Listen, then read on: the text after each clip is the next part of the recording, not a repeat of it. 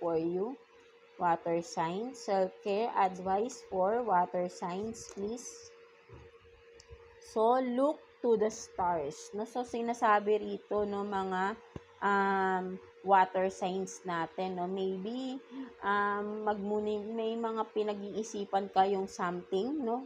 Ano man itong mga gusto nyong pagdesisyonan sa buhay nyo, maybe, makakatulong kung titingin kayo, literally, sa langit, no? At night, no? Maybe, mas nare-relax ang inyong mind looking at the stars, no, at during night time, no, something like that. Nagkakaroon kayo rin ng mga ideas, no, pagka nagko-concentrate kayo during night time, no, at the sky, no, something like that, no, looking at the sky, no, and particularly, no, sa mga stars, no, nagkakaroon kayo ng mga new ideas, no, yung creativity nyo nagkakaroon ng mas